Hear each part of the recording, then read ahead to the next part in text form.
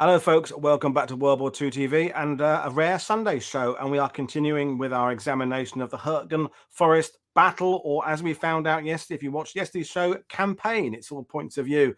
The Hürtgen Forest was happening 79 years ago. Is that right? I've lost my maths there. Yeah, no, 78 years ago now. This week, all through September, October, November, December. My guest today, Edwin, hasn't been on for a little while. We were just discussing when he was last on. He did a flurry of performances, then hasn't been on for a while, but he's back. Edwin is also a tour guide. His website, Battlefield Discovery, is in the links below. So if you're considering a visit to this part of the world, there's a really good person to go with who has been to those areas several times. So we get the perspective today of someone who has walked these battlefields, driven over them, taken people there, and seen how they've changed over the years. That's something that I think will come up in a conversation. But without further ado, I'm going to bring Edwin in. So good evening, Edwin. How are you? Good evening, Woody. I'm great. How are you? I'm good. So the Hürtgen Forest campaign. So you've taken customers there. You've seen some changes over the years. It is one of those, we talked about lesser known. So how many times in a normal year, not including COVID, would you get to Hürtgen Forest compared to somewhere like Arnhem or Bastogne? Ooh, well, it's difficult to do comparisons to other battlefields like Arnhem and then Shell Estuary and whatnot, veritable. But I get to the Hürtgen Forest a couple of times a year, but it is one of my favorite battlefields to go to because it's we always say as historians and also as guides, Woody, you're one of them. You have to walk the ground to understand that battlefield, and that certainly is the fact with regard to the Hürtgen Forest. You cannot possibly understand that battlefield if you didn't walk the ground. Yeah, no, definitely. I mean, I was really blown away by my drive through it with Philip Blood and others there. Just, I wasn't expecting it. Mountainous isn't quite the word, but certainly somewhere more. It's more than hilly. It's more than hilly, less than mountainous. And the road network and the corridors that looking via the battlefield, around the battlefield was really impressive. But you've come armed with a PowerPoint. Lots of slides to get through today, folks. Edwin is in charge. Please fire away with questions if you want to about what's on screen. We'll kind of do big ones at the end, but we're going to concentrate today on the experience of the people involved in the battlefield and the terrain and the weather and the conditions, because we did with Ed Miller yesterday a little bit about could it have been avoided? Could the Allies have done something else? Maybe that will come up a little bit, but really it's about the experiences of those who were there from the point of view of someone who goes there, which is quite a good way to do it. So over to you, Edwin. Yeah, thank you, Woody. And that's also the reason, why I titled this presentation this talk, between hell, nightmare, heroism, and senseless sacrifice. Because as I was thinking about it, that really sums it up for me. It's a battle or campaign, as Edward Miller said. That is, it's mistake upon mistake. It's a repeat of different goes by different divisions with the same type of results, more or less, and it all boils down to a hellish nightmare for these people. So what I would like to do tonight is, or this afternoon, depending on where you're watching, of course, is just to talk about and hopefully make you understand how much of a nightmare it really was for these people. Because I think, nightmare probably one of the best things to describe it in one word. So let's give it a go there. So I'm backing up a little bit here.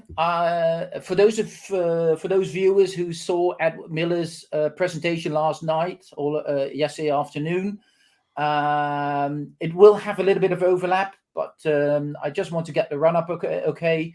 And dare I say that, if you haven't watched it, please watch it, because I saw the yesterday's show, and it was just great. Edward Miller did a really fine job of discussing the overall campaign and the different phases of the battle. So I won't go deep into it, but I will.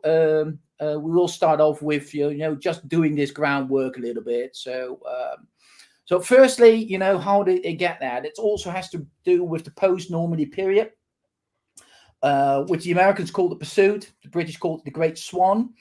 which I really like that word, the Great Swan. But the Americans call it pursued, and that by the beginning of September 1944 brings the Allied armies roughly to the German border, Belgian border. If you look a little bit north, but the area we are looking at, it's the German border, and a little bit into Germany even.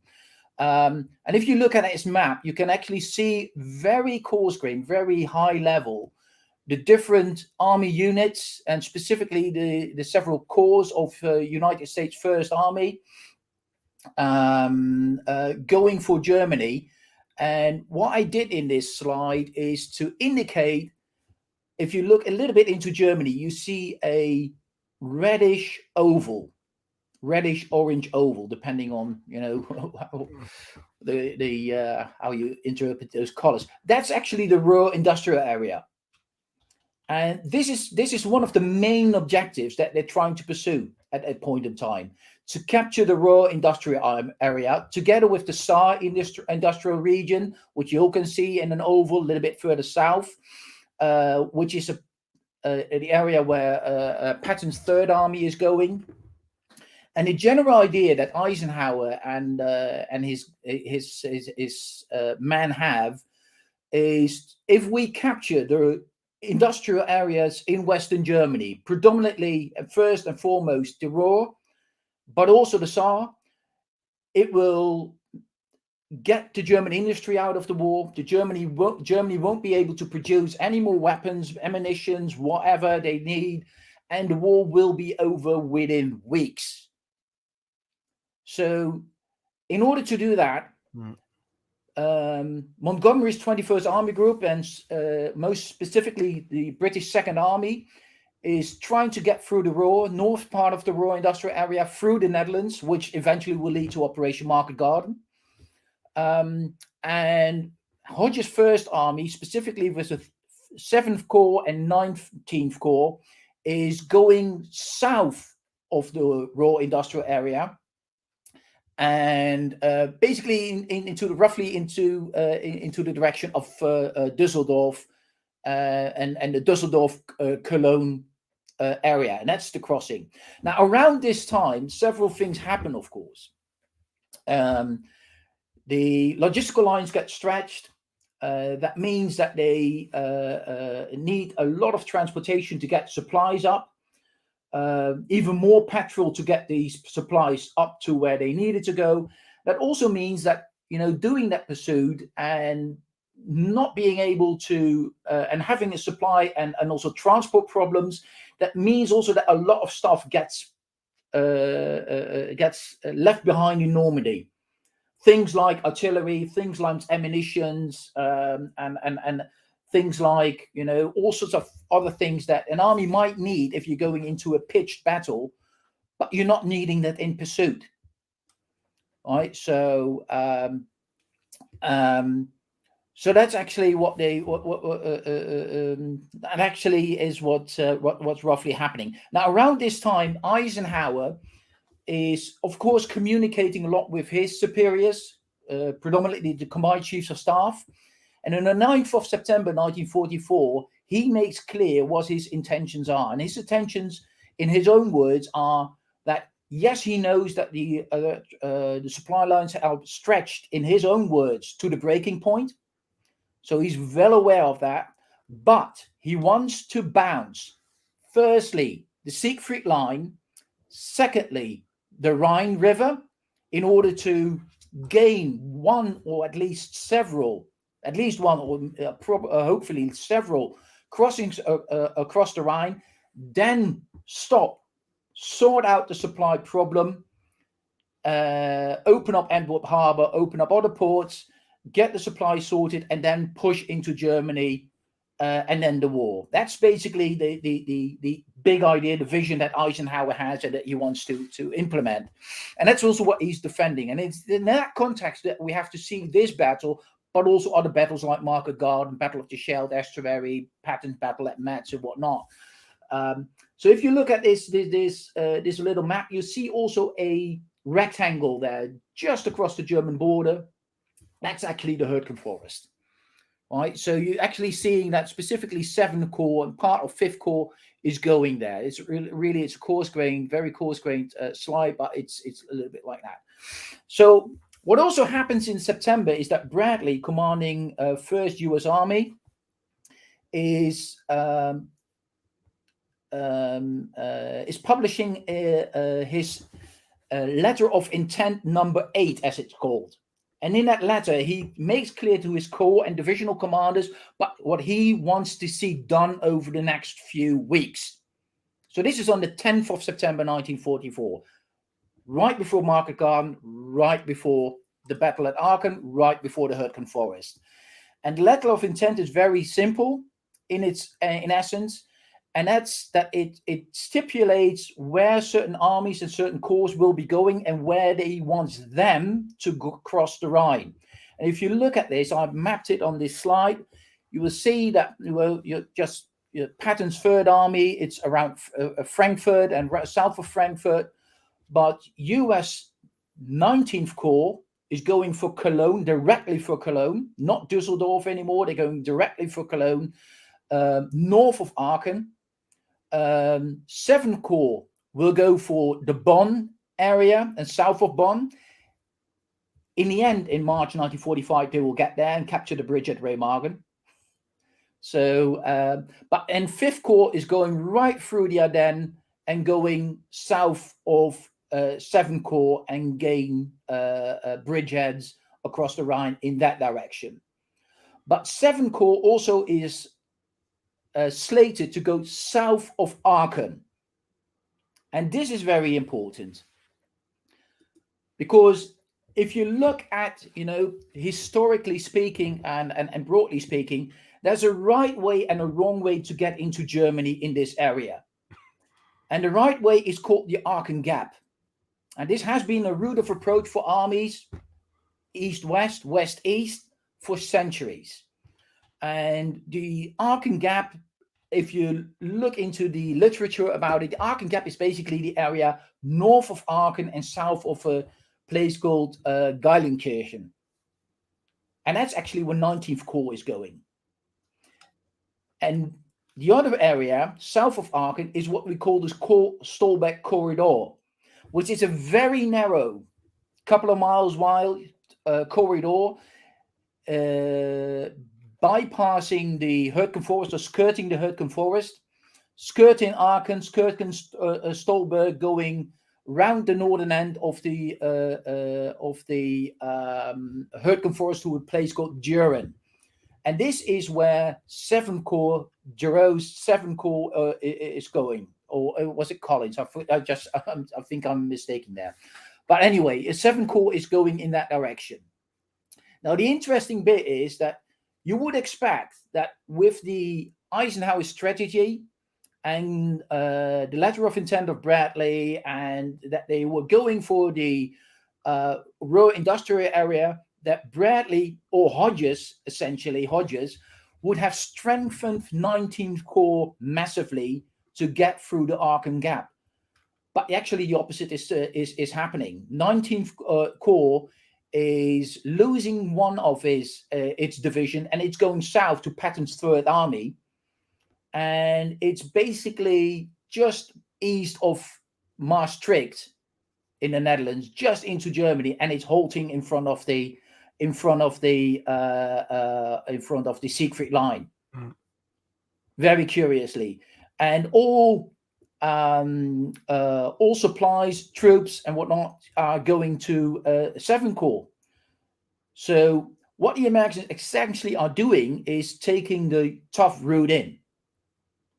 That's actually what's happening. And we just were discussing a little bit of could they have prevented it and whatnot. I think they could have, and I think they should have. They should have gone through for the Aachen Gap. Why they did not, I'm not exactly sure what the reasoning behind it was. It's still for me a mystery, but I do know that that they could have avoided the entire show in the Hürtgen Forest and north of the Hürtgen Forest in the Stolberg Corridor, which was also bloody fighting, by going via the Aachen Gap, in my opinion. Would have that gotten them far less casualties or more success. We don't know. That's counterfactual. But they wouldn't have got bogged down in those horrible conditions in the Hürtgen Forest to begin with. Yeah. It's. I mean, we speculated about that with Ed yesterday, and the other thing that we will address later, of course, is the weather and the temperature was perhaps worse than they're expecting, and then that starts affecting deadlines and timetable, and things start going badly wrong. And it's easier to second guess these things with the benefit of 80 years of hindsight and think, oh, they should have done this. And I mean, Dr. Phil Blood, when we were there, he just had to explain, we had to look at the Schleifen plan going back to First World War in the 19th century to understand the Hürtgen Forest. You've got to go back in time and look at as you said there, the various movements by the Germans, Belgians, and others left and right over centuries. And but that's the military historian who can sit there with maps and atlases with lots of time and ponder over things. And as we talked about yesterday, the 7th Corps, they've been battling it since Normandy. These commanders are perhaps a bit tired, perhaps a bit frayed around the edges. There's a bit of a hangover from Normandy. We talked about that yesterday. So I think, as we say, we'll concentrate on the experience of the guys there. But it does look like something better could have been done. Oh, most likely. But we also mustn't forget that, specifically after Normandy, specifically after, I think, the Valais pocket, and you went there lots of times, I reckon. What carnage took place there. And a lot of these guys were aware of that, or they saw it with their own eyes, right? So there was a general feeling that the Germans were beaten. Yeah, true. And I always try in presentations for people I do every now and again. I always say, we mustn't forget that the speed of advance of not only Patton's Third Army, but also Hodges' First Army and Dempsey's British Second Army, they covering roughly between 400 and 420 miles in under 14 days. The speed that they've got is higher than the Germans at the height of their blitzkrieg in 1940. So they're actually out-blitzing the Germans here. So, of course, you've seen the Germans beaten in Normandy. You're racing through France and into Belgium behind the Germans, chasing them in front of you. Of course you think they're beaten. Of course you think the Germans are spent, are done. It's over with. We just have to mop them up, basically. It's what we nowadays also tend to call victory disease. And I think that was a really sure thing. And I think a lot of what happened in the Hürtgen Forest actually also has at least at higher levels, has to do with that idea that, just one more push, we can do this, right? And we can already see that basically in the plan. And we now I'm just going into a little bit of the campaign in Hürtgen Forest itself. I'm not going into as deep as Edward Miller did last night, and it will be a little bit more oversimplified. But this is basically what you're doing after you're starting to get through the Solberg corridor. So it's the 3rd Armored Division that's pushing through. You can see Stolberg, Aachen is just off that map. And part of the 9th Infantry Division, the 47th Infantry Regiment, it's skirting the Hürtgen Forest on the northwestern side, basically screening the 3rd Armored Division. Another unit of the 9th Infantry Division, it's in the Monschau-Heuven area. They're embroiled with the Germans in that area. And what they want to do is they want to send up troops roughly from a little bit north of Monschau through a place called Lemmersdorf, then all the way to Gurme to Vossenack, Hürtgen towards Gay, and then towards Düren. And then that's basically a single road that's going through there. You can drive it today, more or less. And that's what you basically want to do to clean out those woods completely. And that's basically done by just one infantry regiment, linking up basically the northern and the southern regiments, in that way as well. So it's a very simple plan, and it really hinges also on the idea that the Germans are beaten. You're just sweeping in front of you. That's it. But that's not actually what's happening. So already in what I call the prologue, it's between the 14th and the 19th of September. So just for, for your broader idea of viewers, this is, let's take Market Garden for a minute. Market Garden started on the 17th. They started planning or it was okay on the 12th. The divisions were informed on the 10th. Sorry, the divisions were informed. The airborne divisions on the 12th. This is happening around that same time, and just one of the regiments. I think it was the 60th Regiment, but but probably Yuri will go into details about which of the 9th Infantry Division's regiments were fighting exactly where and what their experiences were. So at least they want to push through, but they get stuck in front of the Siegfried line near Lemmersdorf. Horrible fighting, and they try to swing some troops around it to get them from the rear, but they're basically bogged down already after a couple of days.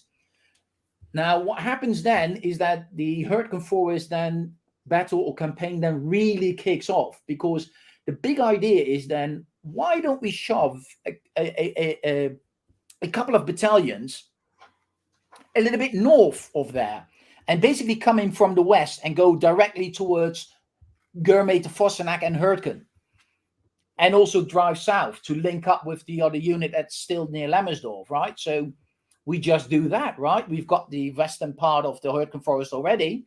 So that seems to be a logical idea. And that kicks off the real Hürtgen Forest campaign. And that starts on the 19th and lasts for about 10 days. And we're looking at the entire Hürtgen Forest area here. And this is just how far they got, just a couple of miles, and they're bogged down immediately. Again, I won't go into too many details about the entire campaign that what happened there, and units moving back and forth. Two of the units are also going to another place, to Schevenhütte, where they fear German counterattack and later come back. So it's just part of the time, it's just one battalion fighting there. But I'll leave it more to for instance, Yuri to probably tell a little bit more about that if he goes into those details, or if not, I don't know. But it's just to give you a little bit of overview of the different phases. So this is the first attack of the 9th Infantry Division, and that stops on the 29th roughly. Then they take a couple of days. 6th of October. The second attack of the 9th Infantry Division comes in, also sometimes dubbed the first attack on Schmidt, which they never get to. Because at the end, they just reach the, let's say, the Lammersdorf, Germeter, Hürtgen road and seize Germeter, parts of Germeter, which is a little bit west of Vossenack. Nowadays, it's built together, but it used to be two separate villages. And they just bogged down there. In the end, they're so spent, the entire 9th Infantry Division, that they have to be relieved, and that's of course when the 28th Division is coming in. We just covered 2 times 10 days fighting here. It's not, it's not a hell of a lot. It's not little as well, but it's not that they're fighting each and every day. Throughout the period, there are certain, let's say, lulls between the battles, and that also it's true for the 28th Division, which comes in a couple of days before. I think on the 28th of October, the 9th Division was fully relieved. So a couple of days later, 28th Division was attacking towards Schmidt again. And I think Edward Miller yesterday went a little bit deeper into that attack. He also mentioned that the U.S. Army is studying that one traditionally very frequently, and to quite a great extent. Most people who go to the Hürtgen Forest follow the story of the 28th Division, which is also the story of about the Kell Trail and Kommerscheid and Vossenack and etc. But the curious thing here is to remember already that when the 28th Division came in, it was mostly a division of replacements. Because a couple of weeks before, they were already battling near the Siegfried line, but more south in the Luxembourg German border region. And after having lost quite a number of people there. They were relieved. And during September, they'd taken in about 3,000 replacements. Now, in order to understand what that means for a division, we have to realize that a division, roughly, let's say 15,000 men in World War II, US infantry division, a little bit less, but just round the numbers here. The fighting tip, the guys who were actually in the rifle companies and the weapons platoons and whatnot, doing the actual combat, being, let's say, more or less eye to eye with the enemy, they're roughly around 5,500 men. So if you have 3,000 replacements, and that's also, these 5,500 men, it's this fighting tip, that's where most of your casualties will be. So if you talk about 3,000 replacement, most of these guys will be to replace the numbers they lost in that 5,500 number. There's one author, I forgot who it was, but he's mentioning that some of the companies had taken in about 100 replacements. That about half of the company. So the 28th division that's coming in, it's not really the division anymore that you saw in Normandy. It's quite a different division already. But crucially, the battle experience as a whole of that division is now going down because they lost so many veterans. And that, of course, has also something to do with their performance. And it's worth stating and reminding ourselves that the quality difference between the best and the worst American, British, and Canadian divisions was quite strong. Even going back to Normandy, some of the units had been training for a long, long time. The American 29th Division, the British 3rd Division, but some of the units that came in a bit later were not quite as well trained. They didn't have quite as good a leadership, and by this point, the US is going for a massive manpower shortage, as is Britain, and the 90-day. This is the era of the 90-day wonder officers that perhaps in the earlier part of the war you didn't have. So, and it's no disrespect to anybody who's watching, whose great uncle or grandfather was in any of these units. It's just that we can say that there is a difference between the very best and the second tier are maybe not as good. And it's, we're not being unfair. It's just it's being realistic. I agree with you, but I personally always use the wording less well trained. Less well trained, yeah. Yeah, because that's basically what it is. And even if they don't come in as individual replacement, which most people were, if they were new divisions coming in, most of these divisions have been training in the United States for years, but to make up for the numbers that they lost, not only in Europe, but also in the Pacific. Don't forget, the US Army also fought in the Pacific and lost a lot of people there as well.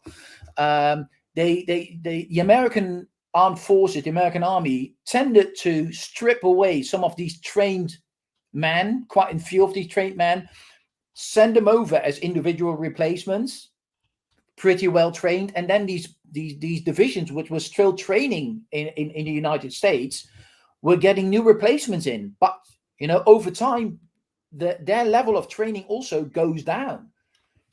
So and that's of course also in not so much in the Hürtgen Forest, but in the Ardennes. That's really also the story of the 104th Infantry Division, which caught on the Schnee Eifel.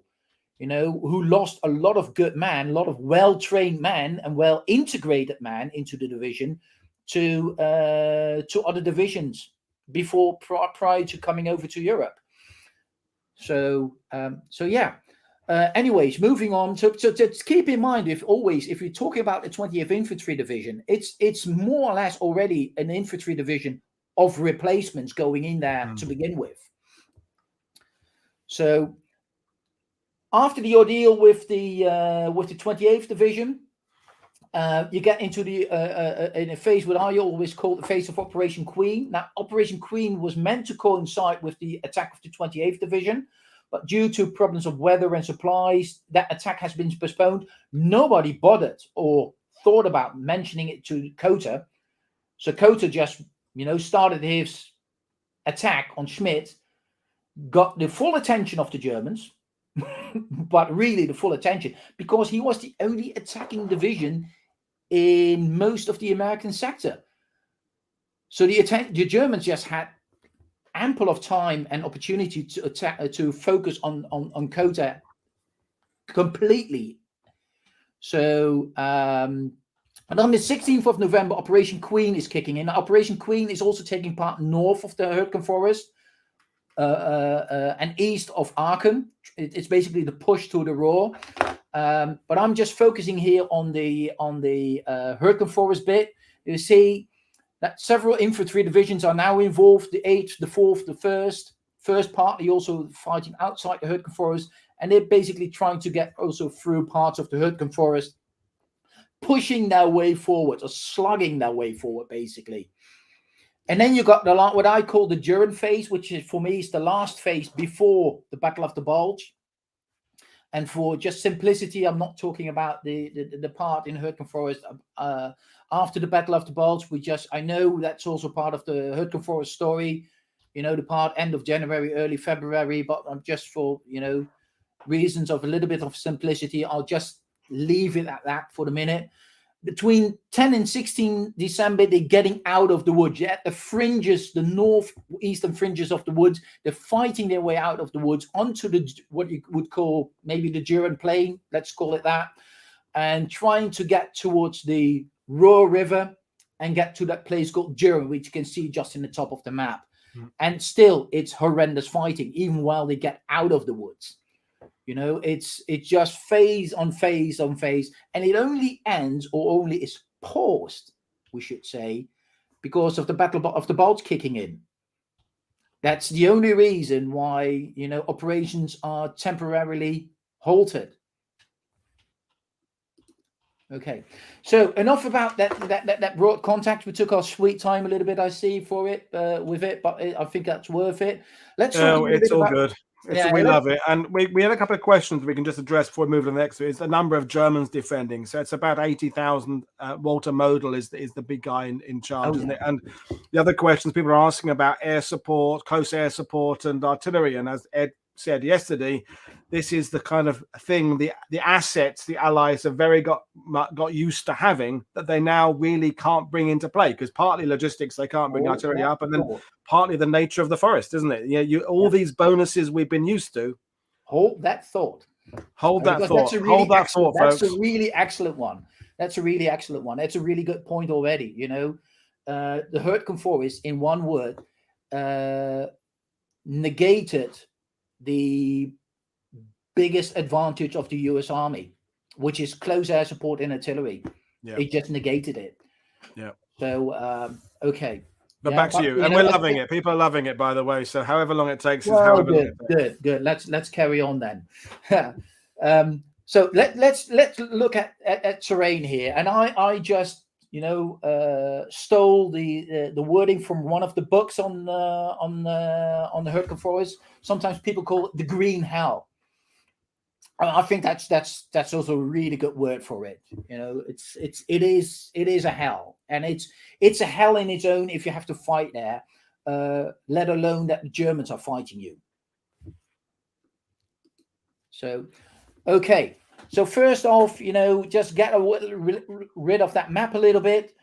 This is actually a satellite image with a terrain overlay over it, so it got a little bit of that 3D effect. And what I hope that people start seeing in this slide basically is that the Hürtgen Forest, it's not flat terrain at all. You know, it's like you said, it's anywhere between hilly and mountainous. It's got steep hills, got deep ravines. It's heavily wooded. Some parts are not wooded at all. With regard to the 1940s situation, it's less wooded, at least near the Hürtgen area, Großau area, Vossenack area. I think Edward Miller also touched upon that yesterday briefly, that some parts have never been replanted again. Some parts I think they chopped because they wanted to have more agricultural ground there.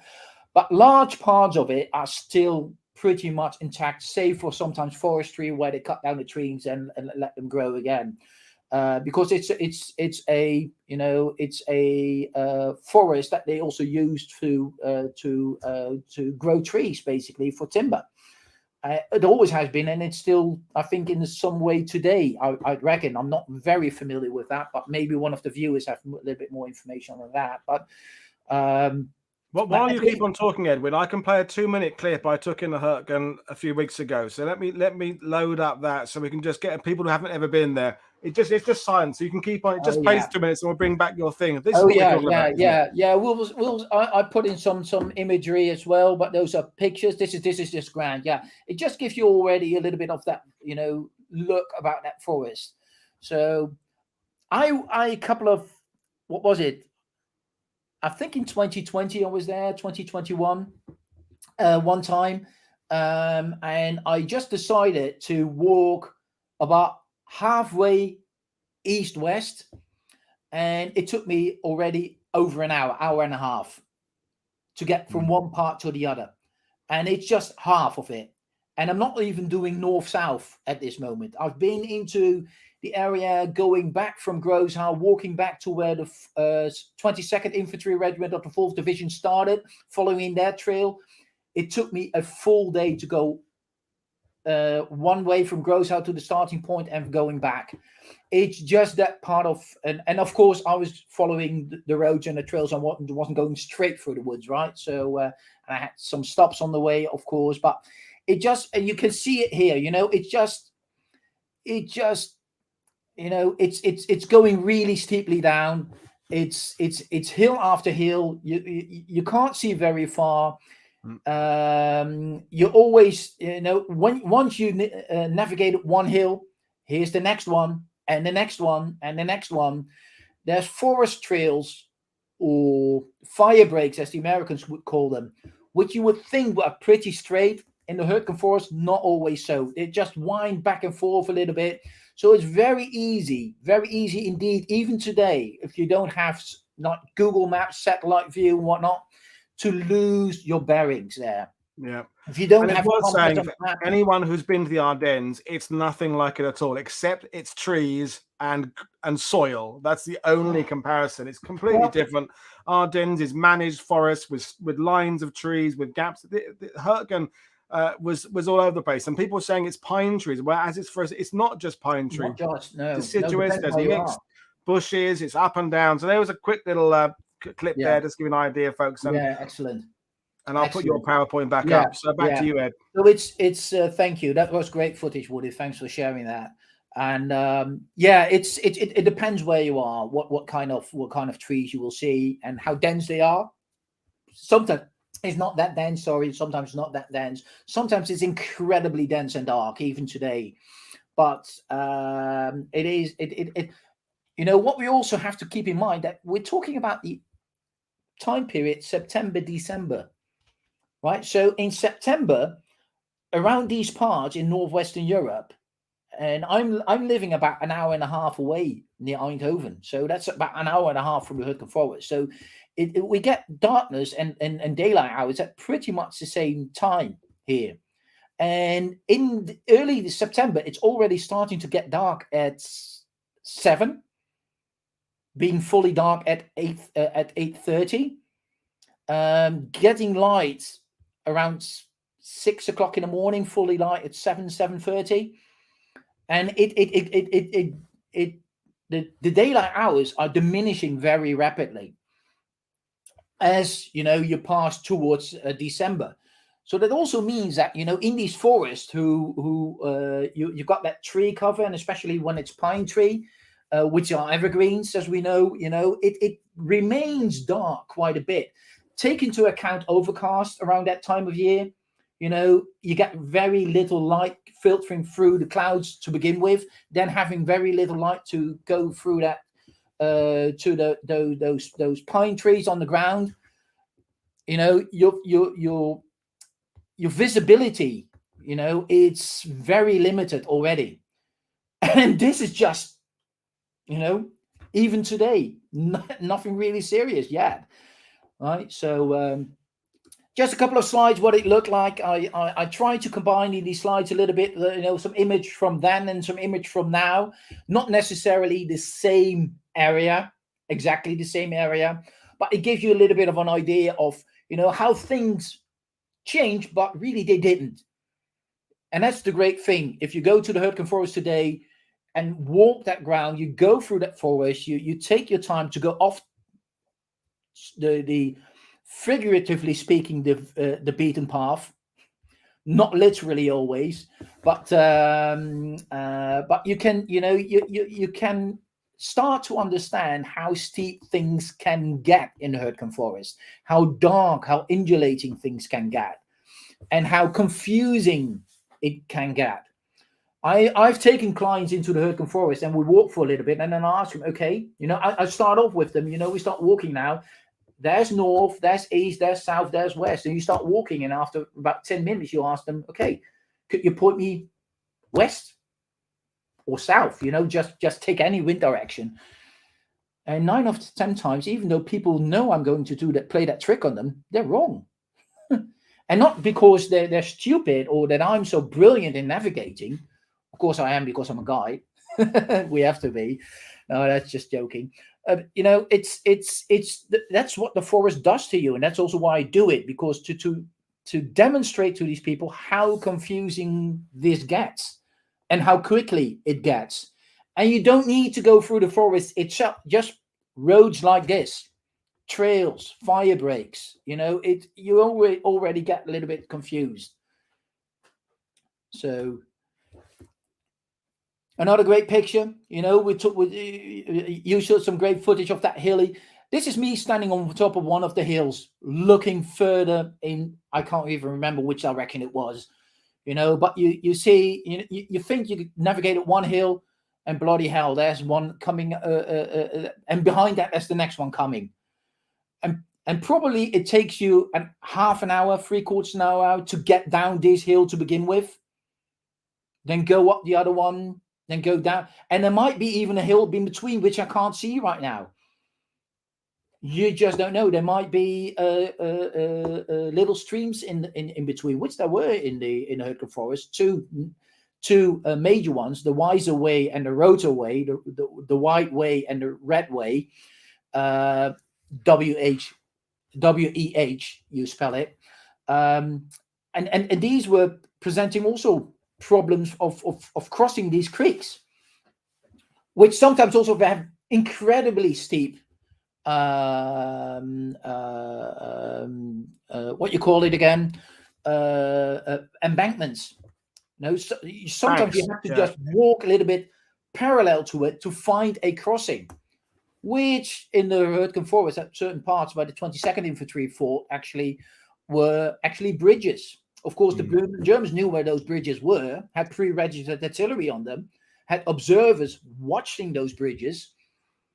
So, you can understand now if American troops are sort of bunching up because they're trying to find a crossing point, or they're all bottlenecking on a particular part of a bank that's less steep than the other bit, and there's Germans on the ridge ahead watching that approach there. This is why the casualties could just skyrocket very suddenly, because it is. It's not the same as the hedgerows in Normandy, but it's that similar thing of being canalized into an approach that the enemy know you're going to appear. So they have an idea of roughly where you're going to appear, because they know where the bridges, the road junctions are, and the valleys. And then as people are moving their way down the slopes, so they bottleneck at a particular position, and the Germans have the ability to direct fire onto it. And you can understand walking the terrain exactly where the problems came from.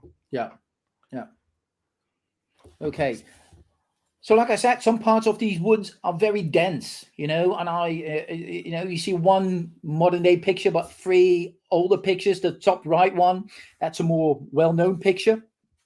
Troops trying to get up the hill. It gives you a little bit of an idea of how steep these guys had to help each other out to get up there, right? And the other 2 pictures, you see them walking through a very small trail through the woods. If it's a trail to begin with, they could just cut through the woods completely. And the striking thing is basically 2 things that you have to keep in mind here. First of all, it's very dense, it's very dark. So that means that, as I told you already, you can't look very far because of the light, but also because it's so dense. If you look in the top, in the bottom right picture, you can't see very far. Actually, maybe you can make out just a little bit that there's a couple of soldiers in the back already. But they're disappearing. This is actually part of some film footage. You can find it on the National Archives website in America. You can download it. You can watch it. you can actually see them disappear in the woods. You're just looking through the lens of the cameraman there, and they just, my God, where they're going. You know, they're just disappearing there. The second thing you have to pay attention to is the undergrowth. You know, that's a little bit less in the top left one. It's a little bit more in the top, in the bottom right one, but it's a lot of undergrowth. This combination of poor light, very dense woods, a lot of undergrowth, gives the Germans so many opportunities to set up defensive positions anywhere. Let the Americans come really close by, really close by before they open up fire. And if you're an American, you're completely and utterly without a chance, because it's basically point blank.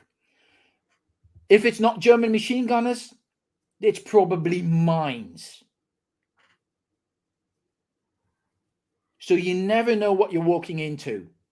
And think of this for a minute. If you have to walk, not like I did, just for a couple of hours, but these guys are walking there for days, trying to push through those woods. Just the thought that the Germans could be anywhere, just the thought that there could be mines everywhere, the pressure that builds in your mind and what it does to you mentally, it's so incredibly tough. It's so incredibly tough. And you have to keep going. You're seeing your mates being killed and maimed, right? So that adds to the pressure. You're getting fired at by Germans. That adds to the pressure.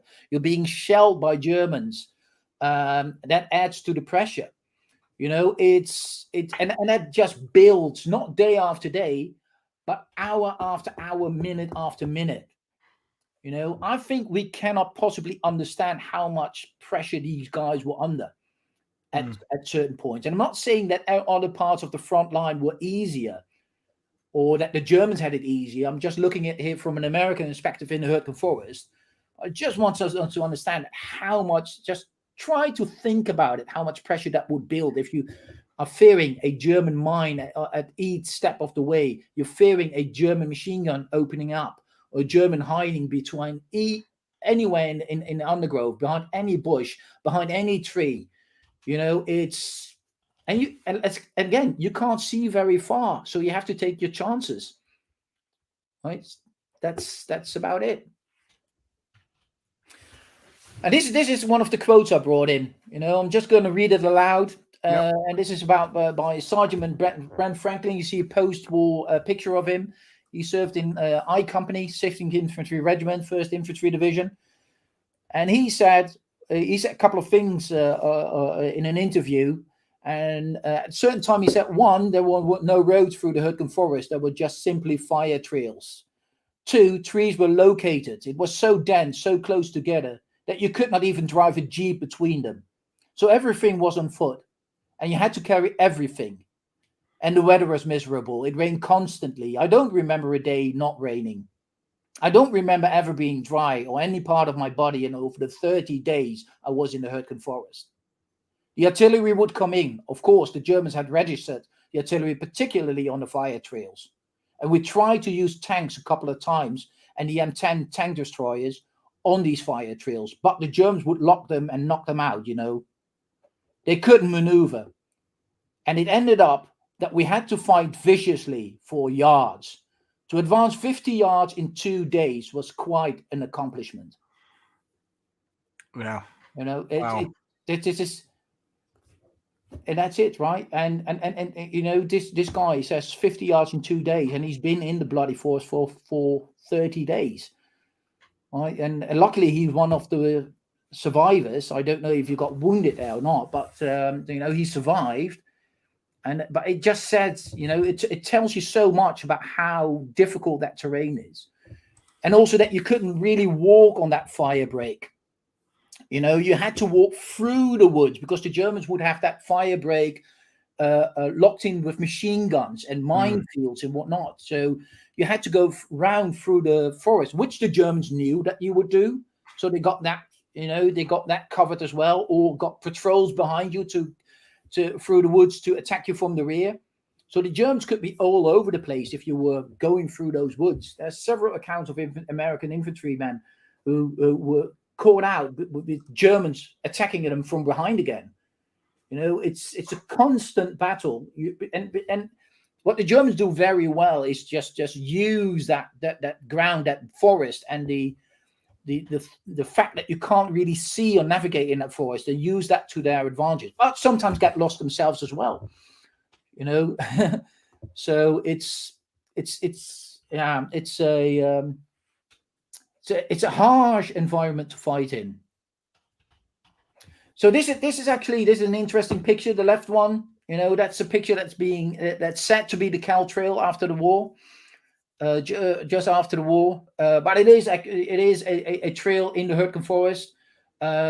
Sometimes there is some debate whether some pictures are the Cal Trail or not. I'm not trying to get into this conversation or this debate right now.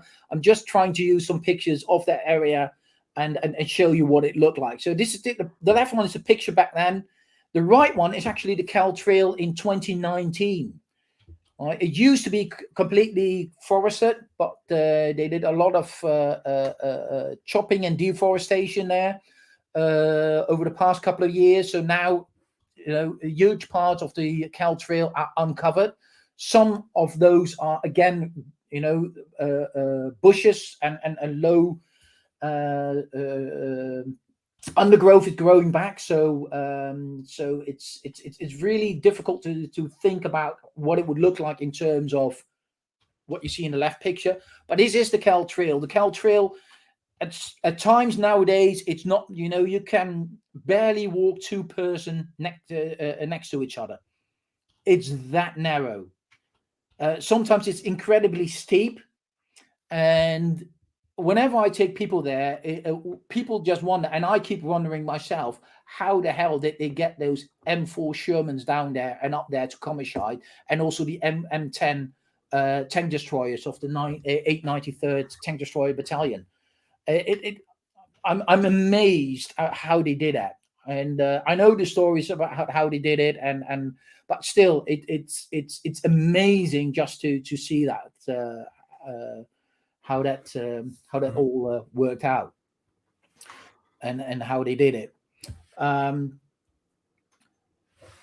Like I said, some of it it's not very forested, but one of the key terrain figures in the Hürtgen Forest is actually a little bit east of the actual forest. It's in a place called Bergstein, and it's called the Bergberg, which more often it's called by the Americans Hill 400, and it's obviously of fame of the second Rangers, who successfully attacked it and held it for well, I think over 48 hours, well over 48 hours. Just 24 men roughly came back from there. Of the roughly 120 men that went up, just about 22 came back walking, and they were reinforced in between. If you talk to Rangers, second Rangers who had been on Pointe du Hoc, they would consistently would say, compared to Hill 400, Pointe du Hoc was a picnic. Well, you know what happened at Pointe du Hoc. That wasn't really a picnic for them, but it goes to show you what they thought about what happened on that hill.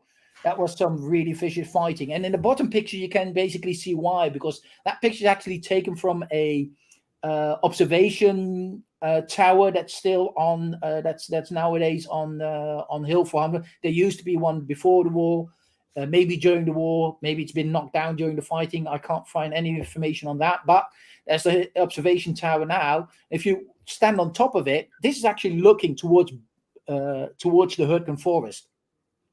Not Vossenack, that's actually Bergstein down there. Vossenack is a little bit to the left. But it shows you that it's a commanding view. And the Germans on top of that hill had a bunker, an observation bunker. And down the hill they have a bunker as well, which is more like accommodation. But it's part of the Siegfried line. And that bunker is on top of that, so they can direct their artillery fire, and it's commanding that ground. It's commanding the ground at Vossenack. Edward Miller talked about it that yesterday about Hill 400, overlooking the American foxholes near Fossenac. And if you stand there, you're standing on top of that hill, you can actually see the ridge of Fossenac. And normally what I would do is point out to people, this is, we earlier today, we were at the positions where the American foxholes were. Now, this is where they were. You can actually see it. And you just, like Edward Miller said, you're basically looking into those foxholes.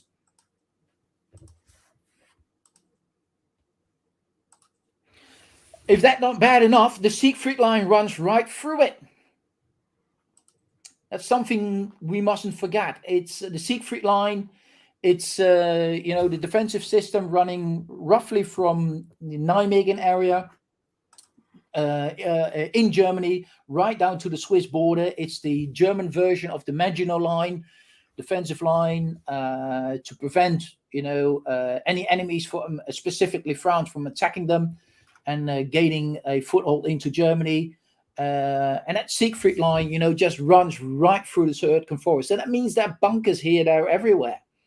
And sometimes the Americans attack those bunkers actually from the rear because they're actually behind the Siegfried line already, trying to attack.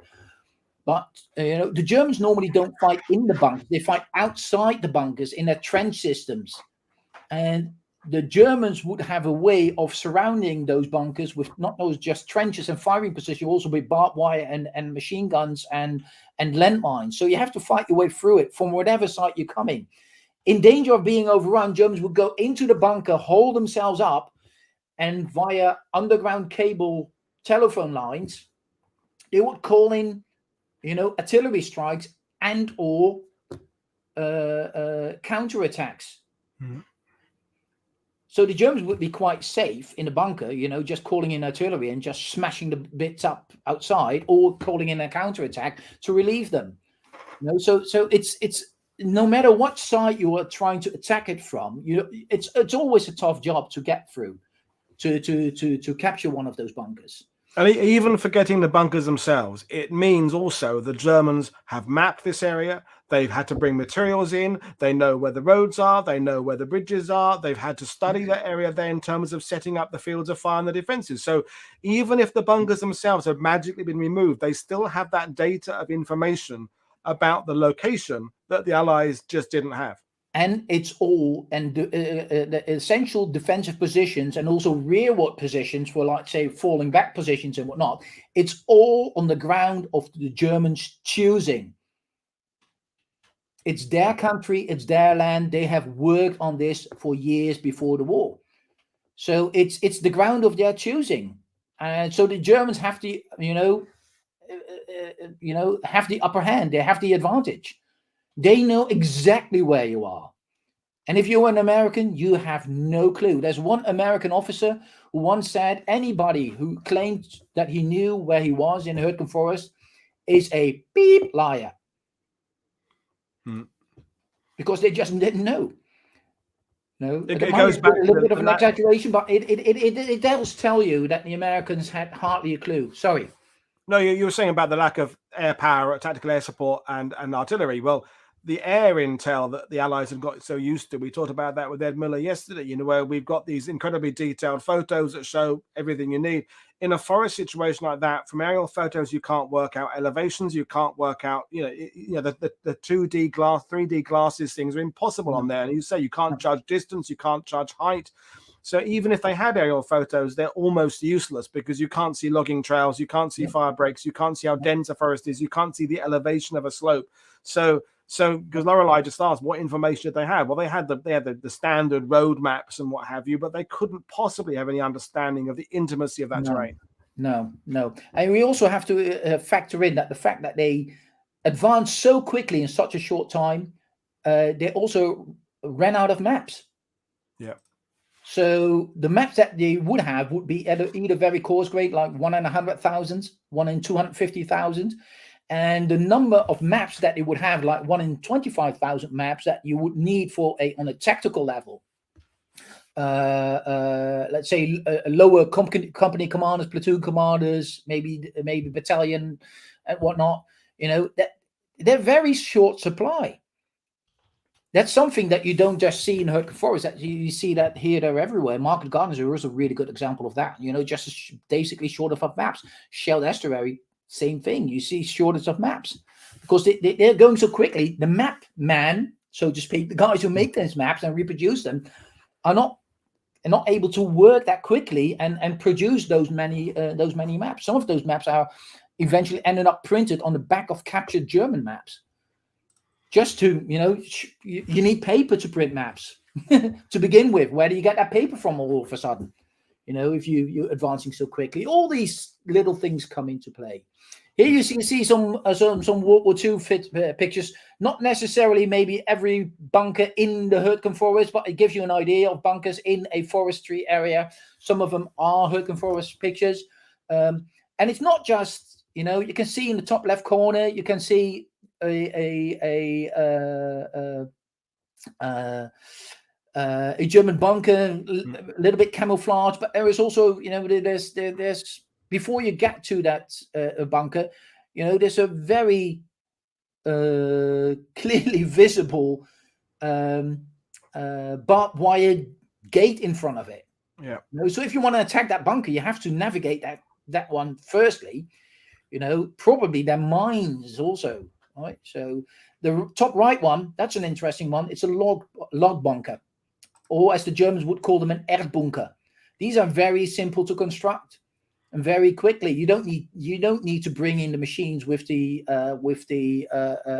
cement and concrete and the iron and whatnot. You just build them into the ground, put firing slits on it, put camouflage on it. Hardly anybody can see it until you're almost on top of it or past it. It just blends into the surrounding. Mines, I already mentioned mines. Germans were very fond of sowing mines here, there, everywhere in the Hürtgen Forest, and specifically several types of mines, sometimes even mixed together. Which we're talking about the shoe mines, the wooden things you see in the top right corner, which couldn't be picked up by metal detectors. We're talking about the mines in the top left corner, sometimes called bollock busters. I think that's more a British term for it, but it does tell you a little bit what that thing does.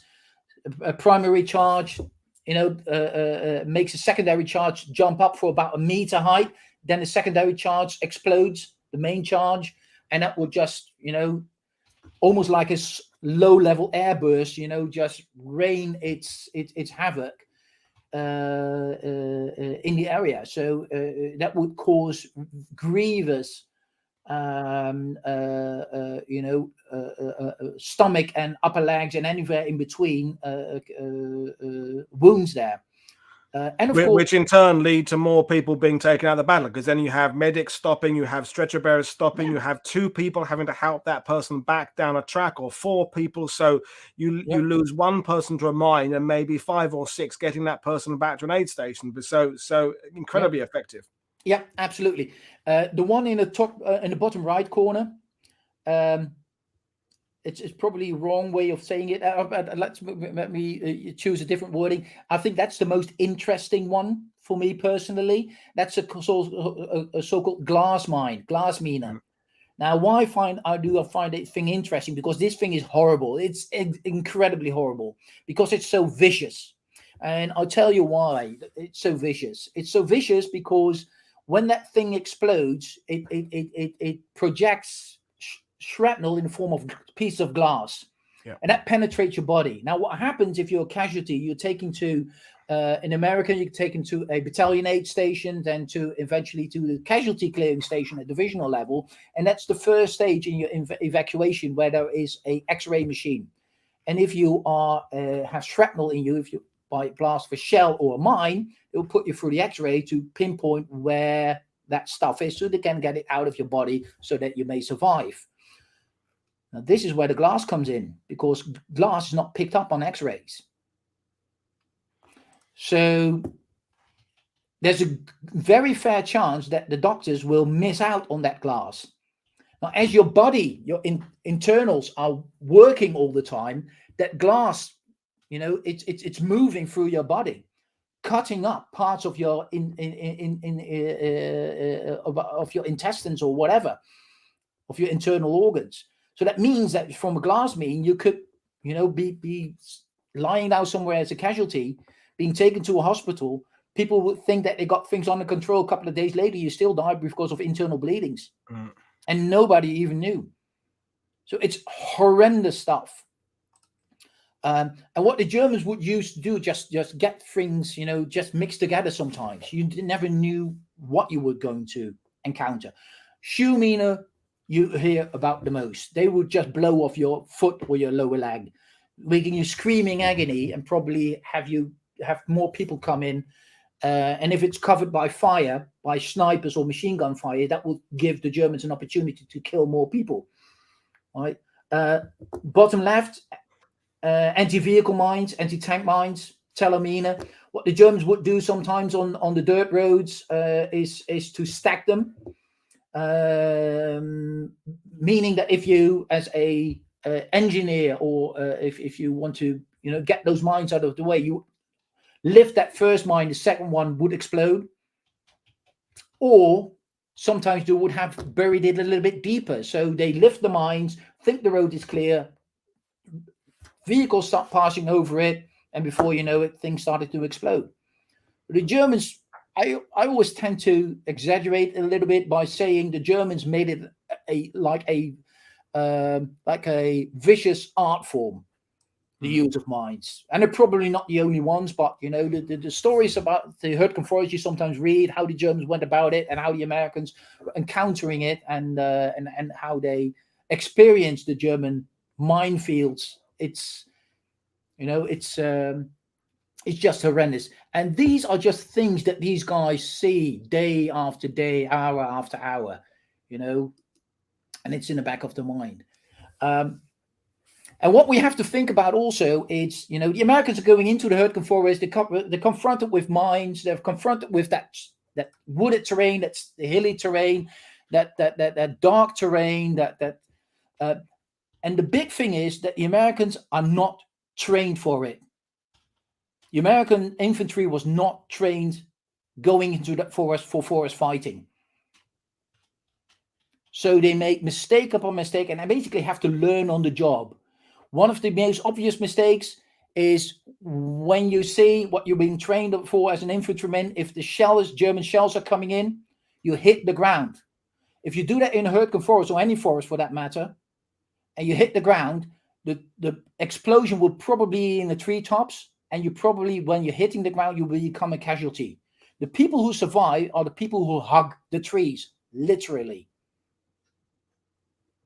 So but you have to learn that on the job. It goes against every bit of training that you've been given in the past couple of months. Maybe against every experience that you had, you know, in the months leading up to the Hürtgen Forest. You have to retrain yourself. And obviously, every mistake you make might be deadly. So it's unforgiving training area.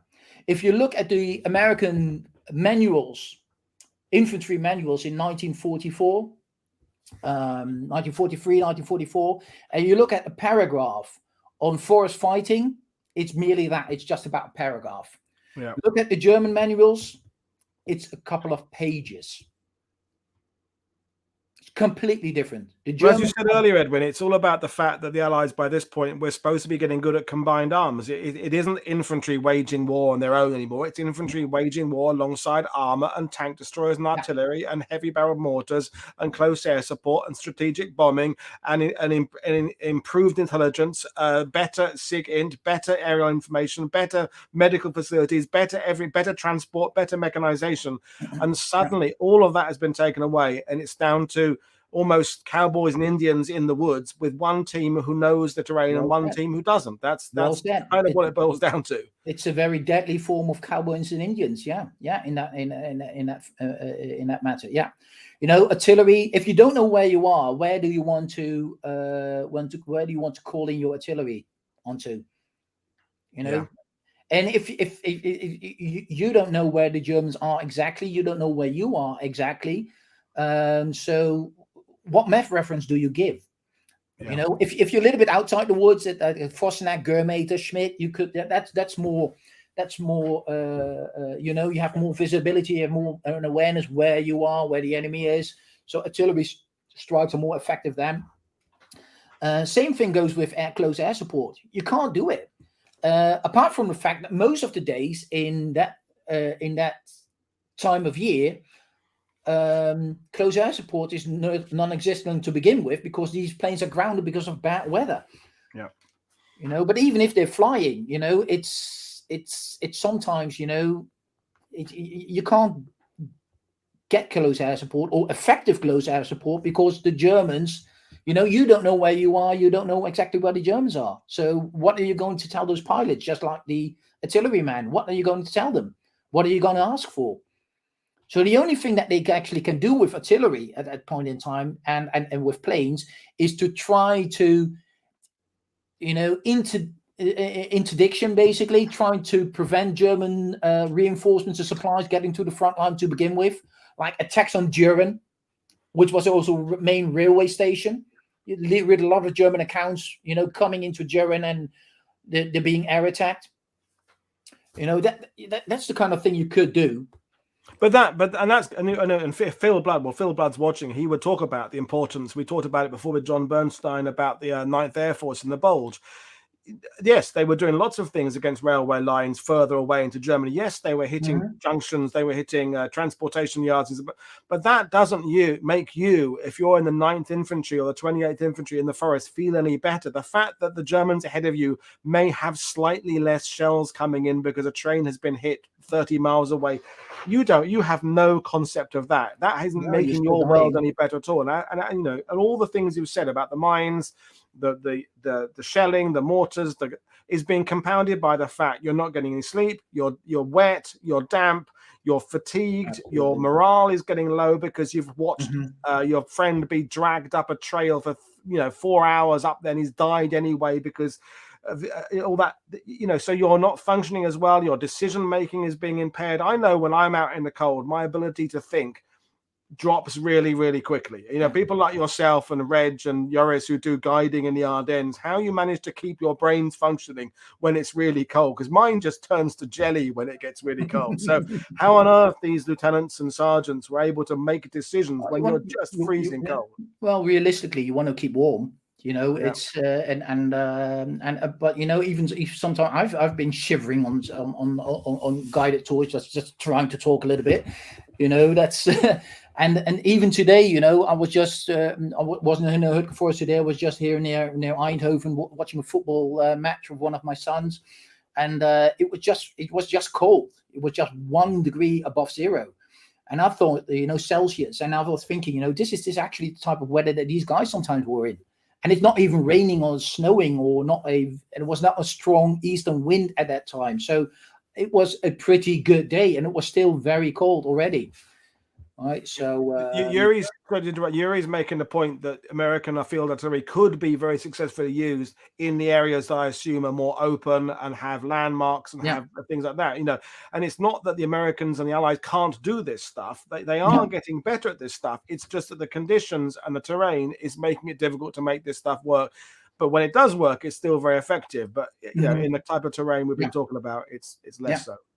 Yeah, and again, you know, if you're firing deep into the enemy area, you know, like you said, you know, a soldier, an infantry soldier at the front, you know, doesn't see an immediate effect or an immediately, let's say, danger in front of him diminishing. You know, he basically he couldn't give a toss about it. You know, that's why, because you know the German right in front of him is still shooting. And that's his immediate problem. You know, that mine is still there, and well, I mean, this is the bigger. I mean, we're going down a rabbit hole, but this is the bigger picture. Of course, we know as military historians that by the winter of 44, 45, the Germans are losing faster than we're advancing. Their logistical problems are piling up, even though their lines getting shorter and shorter. We know that it's that final bit where a light bulb burns brightly before it finally pops out. We know that the Germans haven't got that much left in. Okay, they're still fighting till April and May 1945, but the roller coaster, the huge train that is the Allied advance that is pushing up behind this advance is going to absolutely defeat the Germans within a matter of almost weeks of this battle coming to an end. But you just can't make that that power effective in this situation. No. So, if I'm always inclined to think, if you want to pick a fight, you want to pick a fight on your terms, not on the terms of your enemy. Yeah. It's you want to, even in a sports game like football, you want to play the system that your strength, and not, don't want to play the game of your opponent, because then you will lose.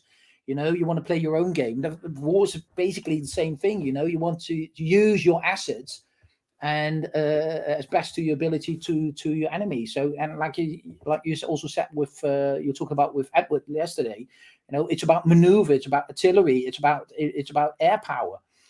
Don't get into that close combat, because that's what the Germans are really good at.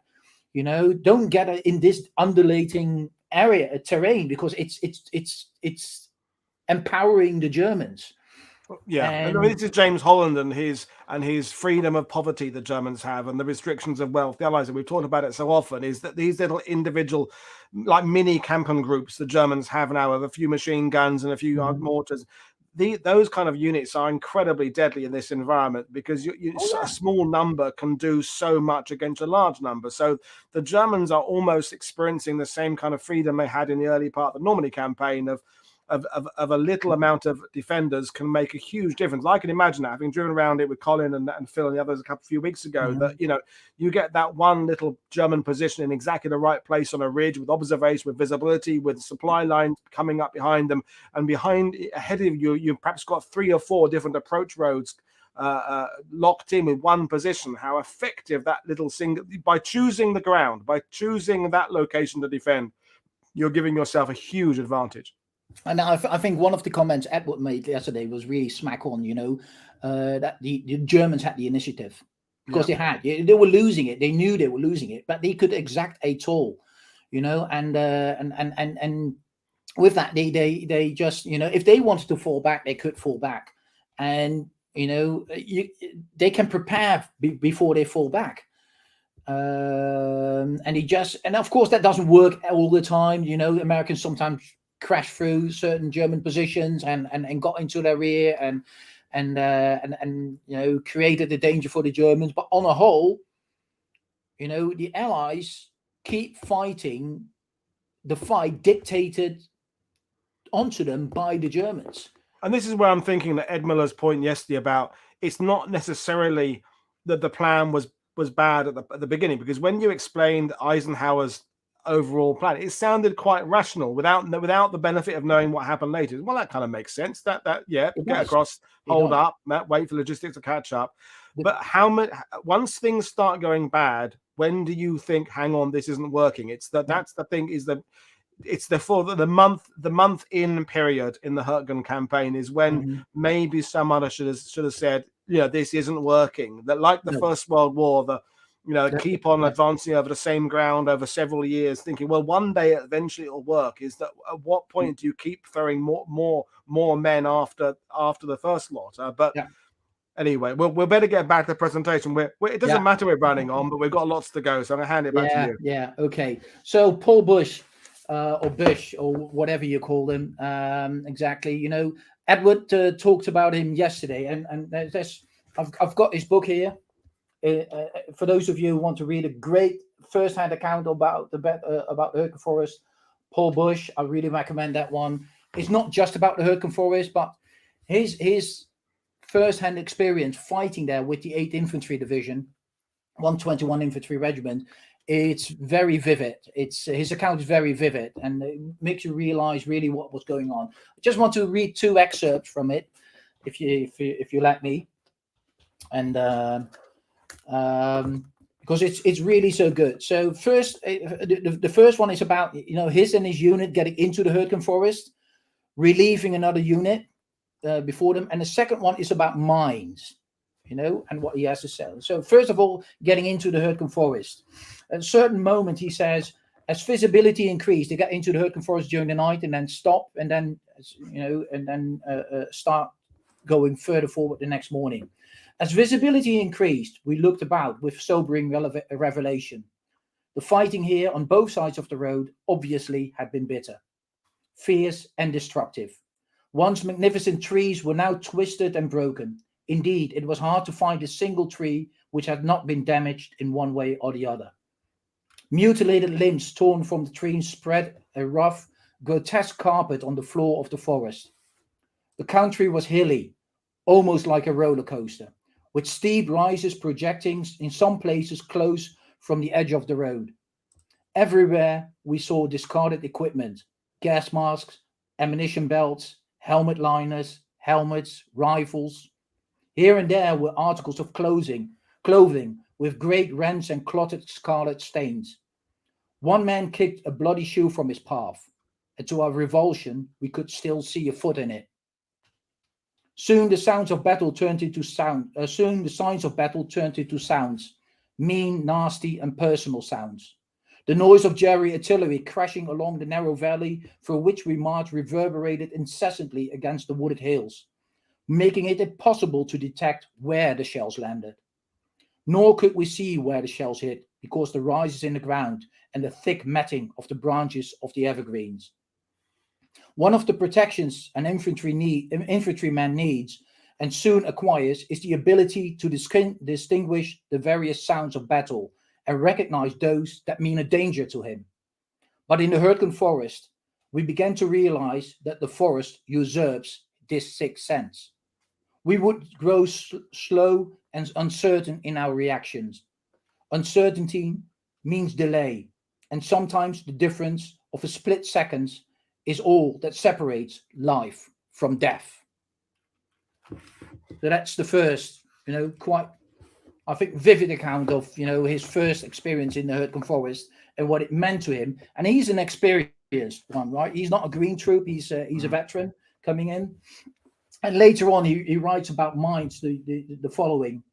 The real terror of the Hürtgen Forest lay partly in the number of casualties we absorbed, but also partly in the type of injuries.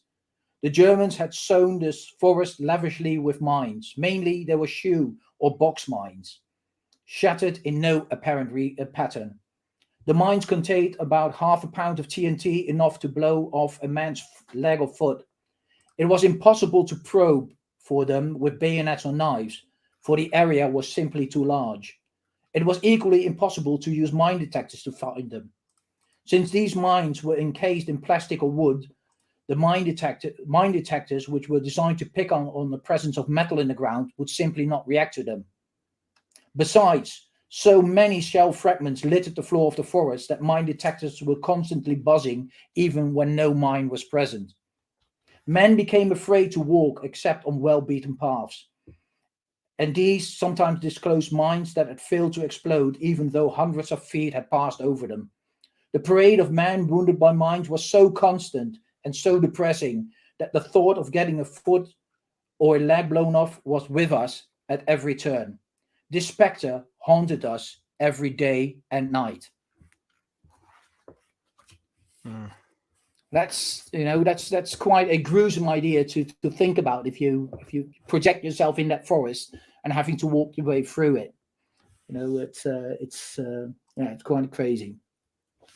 So a little bit about weather, because when we talk about the Hürtgen Forest, it's always the weather is bad, and it's a lot of rain, a lot of snow, a lot of sleet, temperatures are low. So a while ago, I wanted to get a little bit of a more accurate idea about the weather, and I tried to find some weather data, and I didn't find any weather data about the Hürtgen Forest itself, but I did find some about Aachen during the same period, and it being very close by.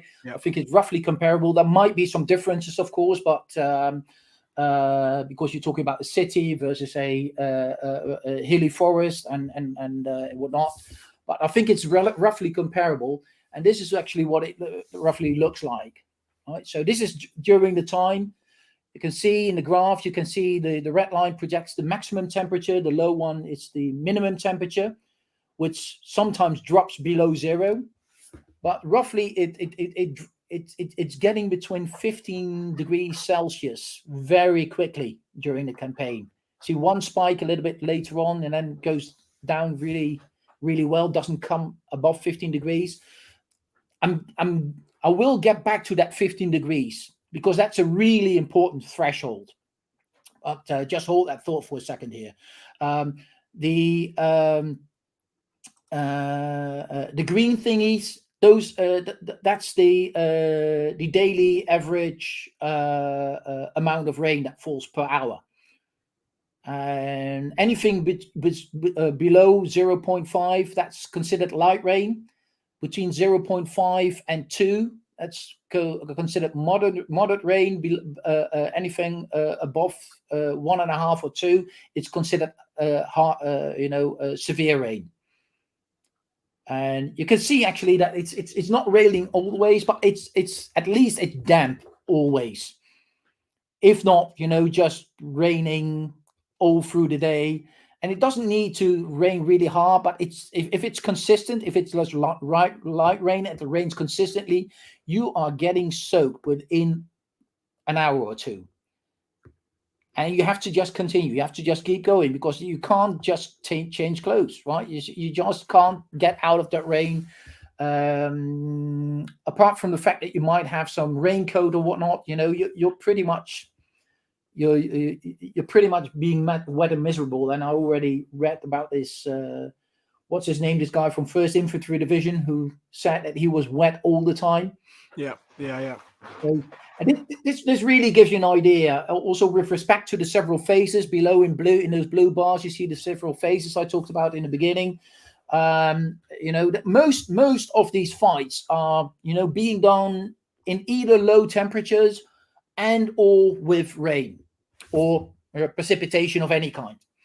And it just makes things incredibly miserable for these guys, but not just for the guys, the state of the forest itself. You got this, I think the left-hand picture Edward showed also yesterday.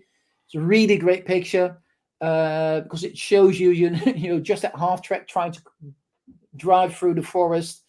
It just gets that water a little bit in front of him, so it shows you how much water. And actually, it's dirt road, so it's getting muddy really quickly, like quagmire, really deep, knee deep mud sometimes.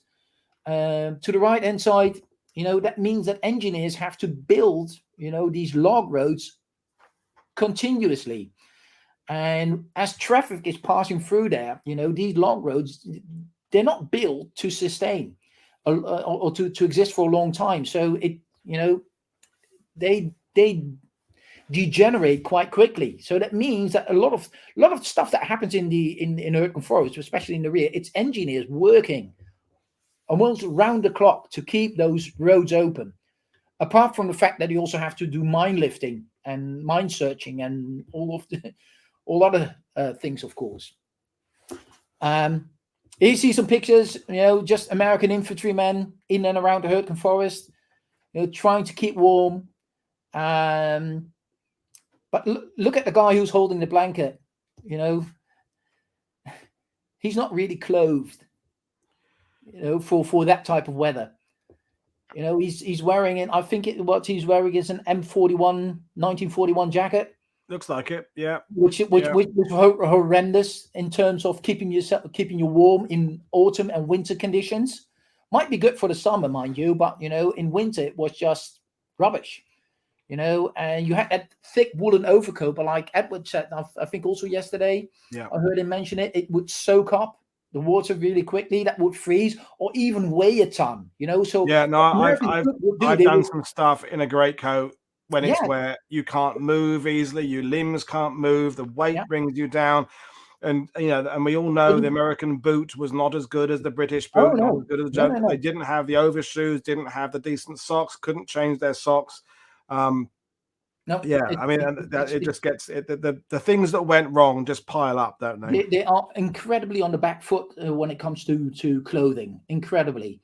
So if Americans also were very notorious in discarding equipment, everything that they thought that they couldn't use now and was a hindrance, they would just discard it. Some officers, higher ranking officers, called it an epidemic. Just Americans discarding equipment, because the moment you need it, you don't have it. Right? And one of the things that they would discard very quickly sometimes were these overcoats, because you can't move in them. It's too heavy, especially if it's soaked. Just get rid of it. Or wanting to go back after the fight, but you don't come back. Nobody moves it forward again, and you just end up, in less layers of clothes, thinner clothes, and your body cools off all the time. It's always wet, and it's your body temperature getting lower and lower. It's getting increasingly difficult to warm up again. And you're just in there for day in, day out, hour after hour. It's you can't escape from that fact, and that's without the Germans firing a weapon on you. Yeah. And it's not mines exploding. It's just the weather that you're fighting. And we must remind ourselves they're meant to be advancing. It's not Baston, where there are defensive positions where you can dig and theoretically a nice deep foxhole and put some brush over the top of it and kind of get something. They're meant to be moving all the time, and and those trails, the tracks, the fire breaks you're talking about, of course they're being used both ways. They're trying to advance tank destroyers and tanks up towards enemy, but also used to bring jeeps and ambulances back there. So they're not only are they falling apart under the strain, they're falling apart because of just traffic pressure as well, isn't it? Everything is wrong. Everything that could go wrong is going wrong. Yeah. It's just it's like one big melting pot of things that go wrong, and every ingredient works against you, basically. And then here are you, the American infantrymen thrown into that melting pot, and just everything works against you. I mean, and Rainier is watching, who did the show about the medics in the armored divisions. And as a surgeon, he would know that our knowledge back then collectively of hypothermia and wind chill and things was not where it is now. We know that the Allies are probably better at treating physical wounds than they were treating I know they'd had trench foot in the First World War and things like that. But I think the psychological effect of what happens when you get really cold was still not so much not unknown, but underappreciated. The toll it takes on people when you're in the US Army. Yeah, I want to make that clear. In the US Army, it's not an Allied problem. This is a very typical American problem. I'll get back to trench foot and whatnot a little bit later on. Right, look at the guy in the bottom right corner. The guy in the back, he's just chilling. He's just really, really cold behind that, taking some cover behind an armored vehicle, probably a tank. But he's just chilly also, because I think he is also doing an M1941 field jacket. Right. There had been some trials, to be honest, that M1941 with the grey coat wasn't really working. They had some data already from trials in America and from Italy experience. They had a great follow-up, which is M1943, which the paratroopers sometimes also wore, which was a layer principle. Yeah. And that was really good, and gave you much more space, room to maneuver, freedom of maneuver and whatnot.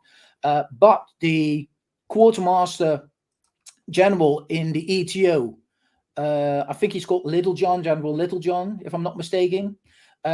He found these 1943 versions not neat and snappy enough, so he refused them. Just like that. Just those decisions on those levels, it wouldn't make the Americans look smart enough, and he wanted to wait for the ETO jacket, the so-called Eisenhower jacket, which was also an option, but they were in very short supply and they weren't forthcoming anytime soon. But he wanted to wait for those because they were more smart. So they look more smart. So he just wanted to wait for that. And it's just, it's incomprehensible that people on those levels make those kind of decisions. But hey, they did. For whatever reason that they did it, they did. And of course, these guys on the ground, the guys in the forest, they basically pay for those decisions, being completely not only untrained, but also ill-equipped for fighting in those conditions. You know, here's another picture. You know, you're walking in cold, damp ground all the time. You know, very cold, damp mud, and that just gets through to your bones. Especially the Americans. You already talked about footwear. I think you mentioned it just before, Woody. American football was notoriously bad. It was the leather was not fully waterproof.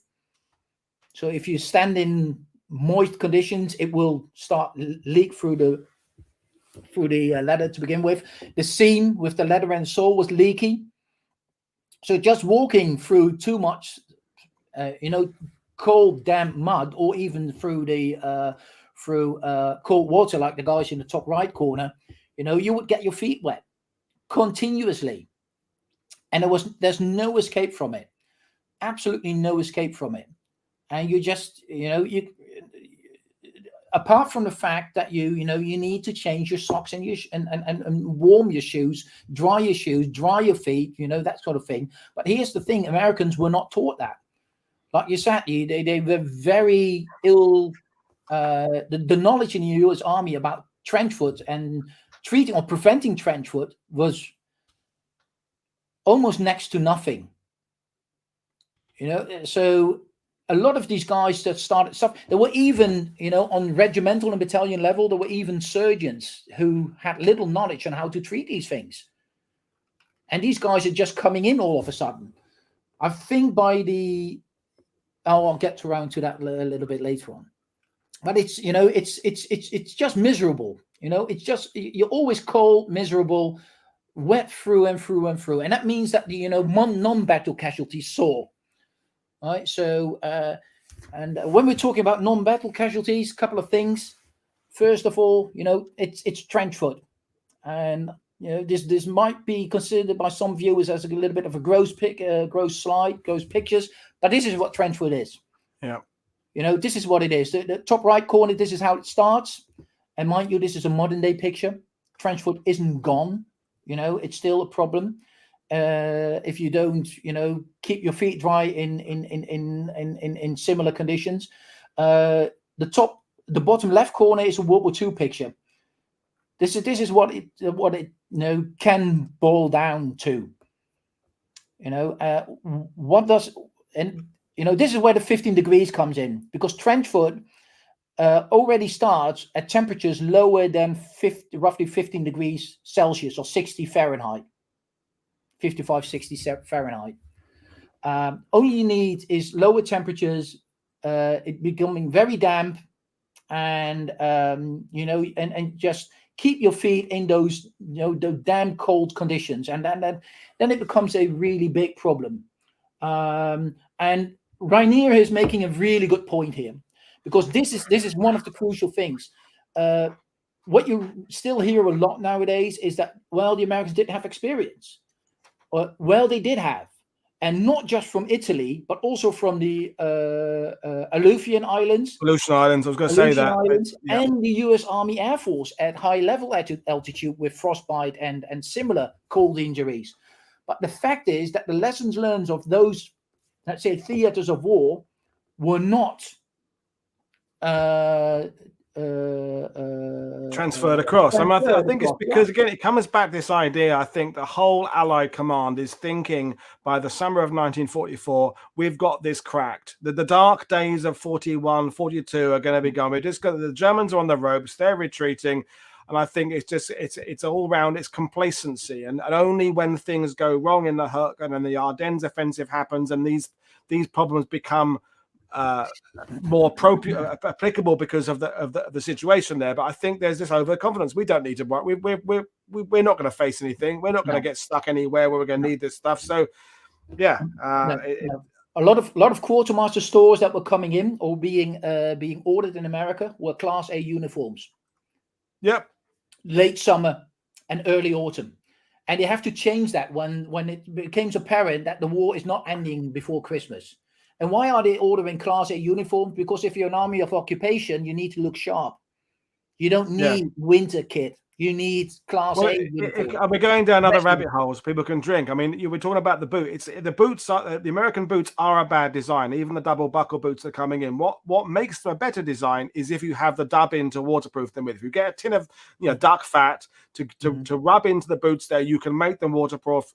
You can seal up the seams and you can make them much better. One of the problems is that the Quartermaster Corps are getting more information about people needing a more variety of menus with the K rations, and that's becoming their priority, keeping people's morale high and making sure it's variety of candy bars in the K rations, but actually getting tins of dub in or grease to the soldiers to put on their boots has become a lower priority. So there are probably thousands and thousands of tins of the right grease they needed sitting in depots in the USA that were never sent out because, as you say, they've turned their attention to thinking ahead. They're thinking of occupation, they're thinking of people's creature comfort, and they're not thinking about the absolute practicalities of what's needed in the front. It's another aspect of victory disease, basically. Yeah, exactly. It's a different aspect, but it is an aspect of that victory disease.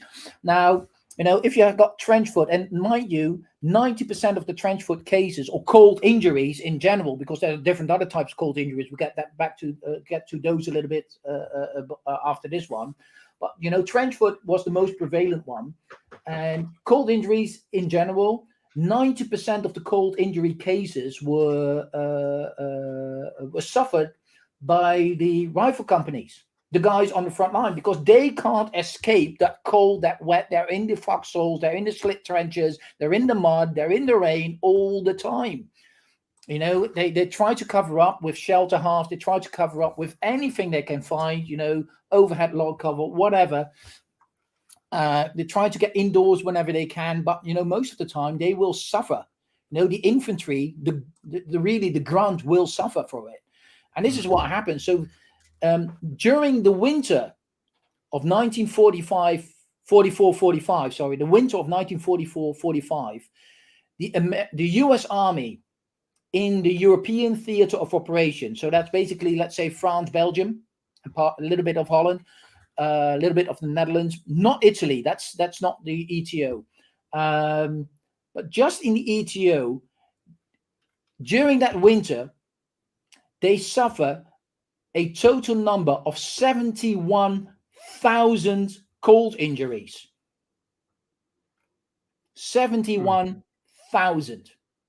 Now, if you will go back a little bit again to that key figure I gave, that roughly the fighting tip of an infantry division is around 5,500 men.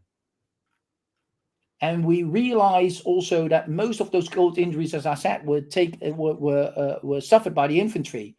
And you just divide 71,000 by 5,500, you get to roughly 13, the equivalent of 13 divisions, just off the map because of cold injuries. Nobody's shooting at them. It's just because of cold injuries. Now, if you get trench foot, it takes about 3 months to recover, and you have a 50% chance of coming back to the front. So your wastage, because of this, just trench foot, not the other cold injuries, just this one, already, it's horrendous. Bradley in December 1944 officially said that cold injuries, specifically trench foot, had gone up to, quote unquote, epidemic levels. And it was causing more casualties in the US Army than German bullets at that time. This is what happened. This is the reality of those men on the ground. This is the reality of those guys in Hürtgen Forest. This is their experience. This is what they're going through. It's this bad. They're losing a hell of a lot of men just because, these type of conditions that you can see on these images. Now, and I put that top left picture in because it again shows you a lot of guys in M1941 jackets. And the thing is that one of the things to prevent cold injuries, specifically trench foot, is not just keeping your feet dry, but also keeping your vital organs, your torso, warm enough. Because if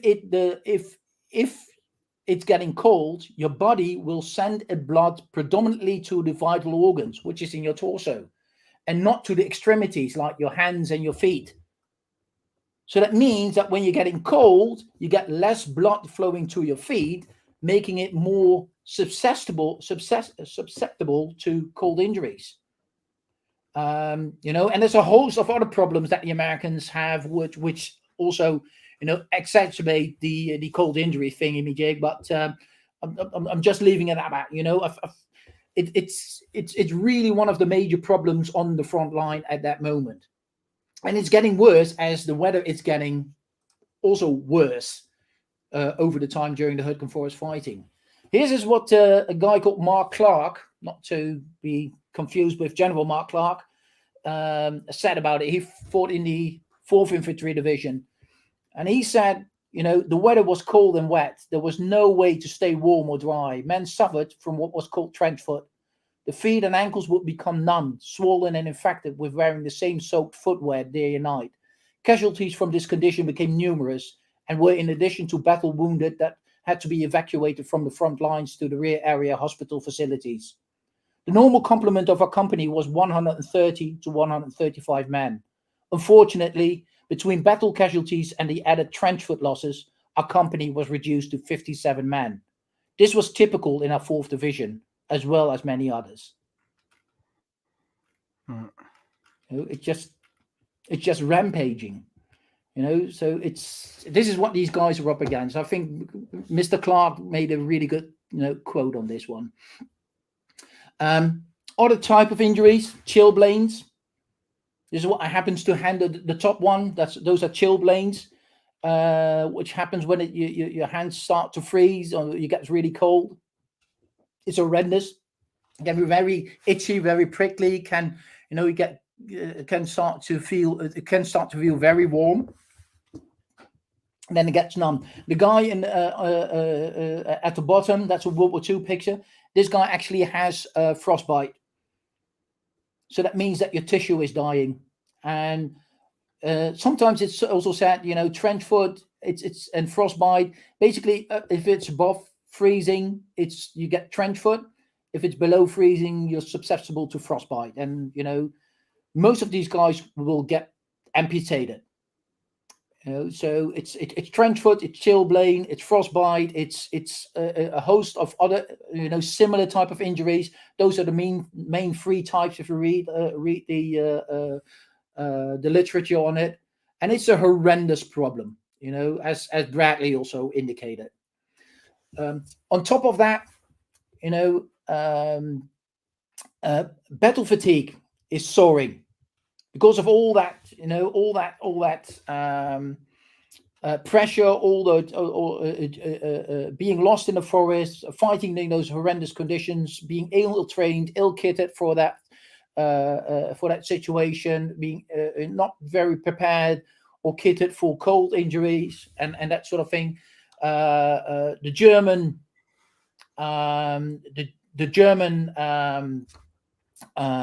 firing at you. Battle fatigue is soaring. The Americans lost roughly around 7,700 men every month in the ETO because of battle fatigue, and those numbers are really sky high in Hürtgen Forest. Yesterday, Edward Miller mentioned the 2nd Battalion of the 112 Infantry Regiment at Vossenack when they broke. It's one of the very typical mass battle fatigue, and nervous breakdowns during the fight of the Hürtgen Forest. But you see similar things in a little bit, less dramatic, but still on a massive scale at least. But still, it happened constantly. I think the commanding officer of the 2nd Battalion 112, when that was happening, he was just sitting in his headquarters, just his head between his hands, and didn't do anything. His second in command took over. It's just horrendous. Curiously enough, 2 days after this happened on the 6th of November. On the 8th of November, they got 515 replacements of 830 men, and were ordered to go onto the attack the next day again. That's also very telling of what's happening in the Hürtgen Forest. You just shove in new replacements and keep going at it. It's, you know, it's just horrendous. That brings us a little bit to the replacements, and we, you know, I think we've got around 10 minutes left, and then we want to round it up, I think. Just a little bit of word of replacement. The replacement system is ineffective during the Hürtgen Forest battle specifically. What happens is that replacements come in individually and they're being parceled out. Now, we don't have time to go into the exact system, but that means that the guys are being thrown into a running battle without being introduced into the team, being inducted into the team, getting ties with the guys already in those units. Sometimes sergeants wouldn't even know their names because the next day they were casualties, you know, and that basically, that, you know, just shoving these guys into a running battle exacerbates the entire problem of battle casualties, because these guys hardly were inducted into frontline life and how to survive the front line. So they couldn't get the lessons learned from their veteran colleagues. They were completely ignorant to, you know, to keep themselves warm and dry and whatnot.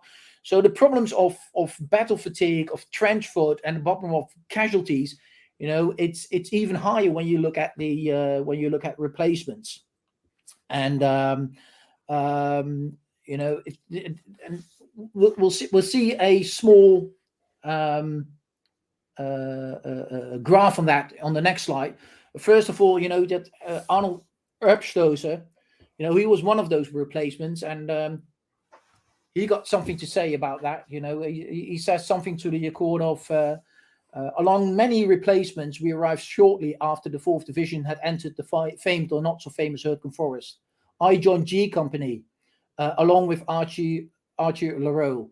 We were assigned to an outpost just several hundred yards from the enemy, a long way ahead of the main part of the company. It was quite a shock. This guy's just coming in, right? He's just being put into the outpost. You know, just go sit there, right? So on the second day, at this outpost, some very severe shelling took place on and near our position. We were well in our covered foxhole when mortar landed right in front. Archie had an ear about severed off by a piece of shrapnel, and I got a good bust on the bridge of my nose. And he goes a little bit on, and just for the sake of time, I just want to go to the latter part. Several days later, another count found that of the 40 replacements that came in with the company when I did, only 6 were left. This is the way it went day after day. Some days the casualty list was not as high, and this is really telling. The way he says this last sentence is very telling, Woody, because he actually takes the high casualty counts as a reference point. And he's not saying, you know, oh, sometimes we're worse than others. He's saying sometimes we're less worse than others. You know, and that's a curious way to think about it. It really, you know, opens up, you know, his psyche and how he thinks about this. It was all bad, if not worse. At least some days were good. You know, it's this graph I wanted to show you.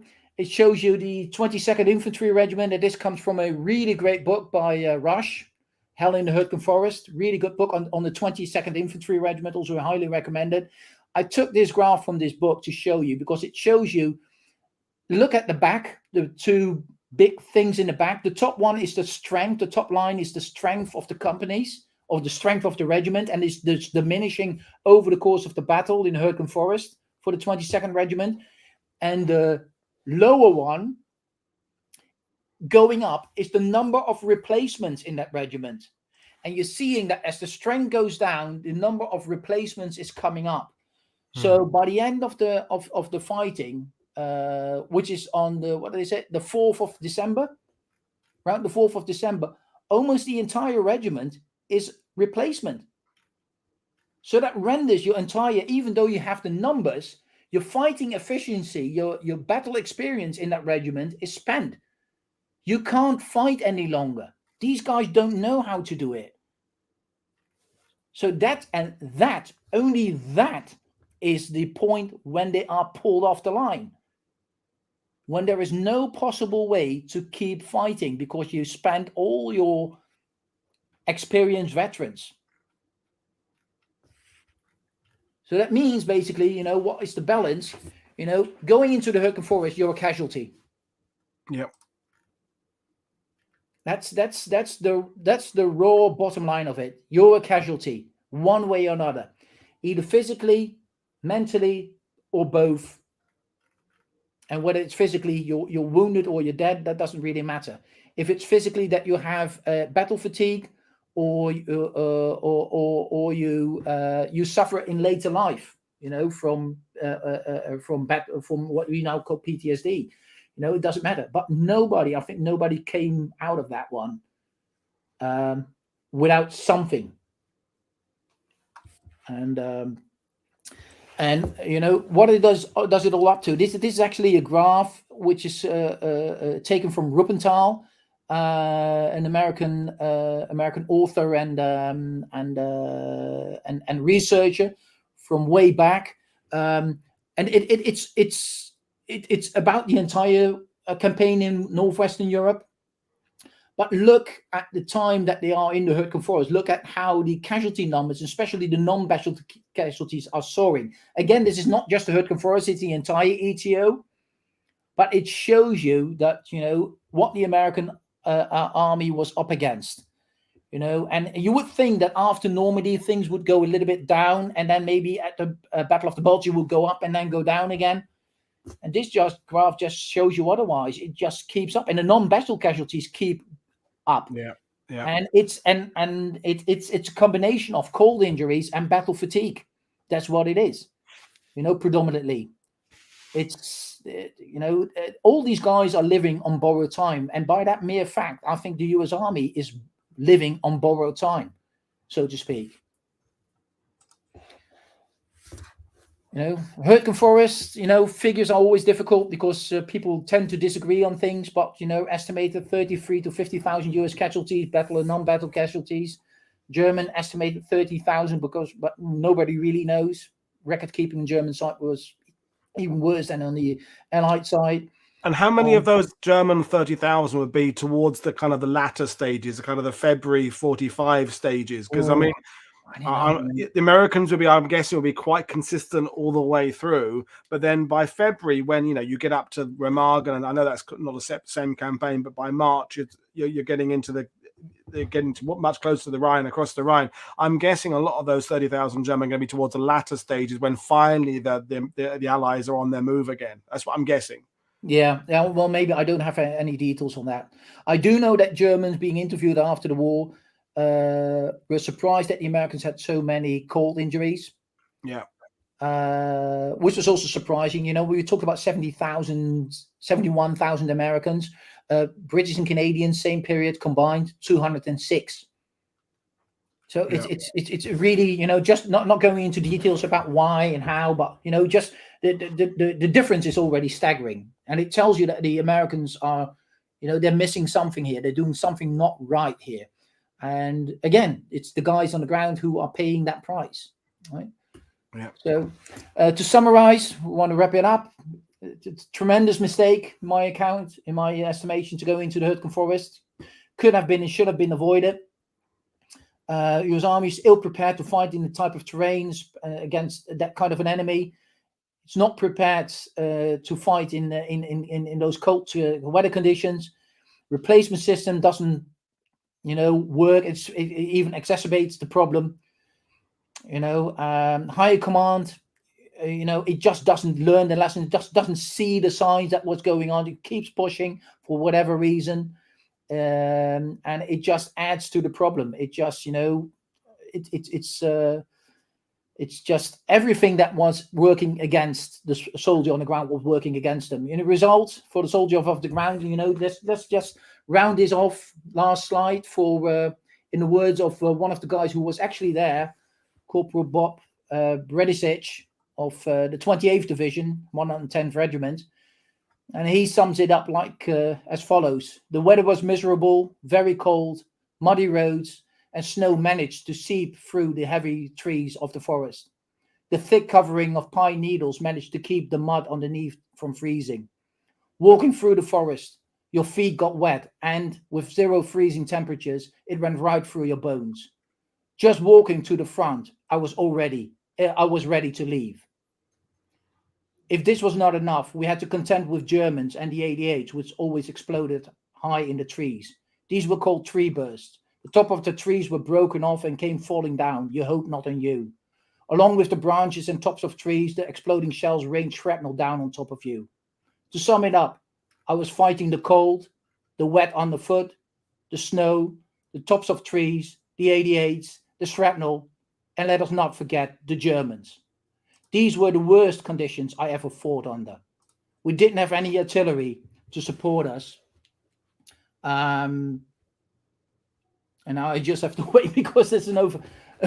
Sorry. Because they couldn't hit the bunkers and the shells would explode in the trees, which is where we were. I don't think hell could be this bad. Yeah.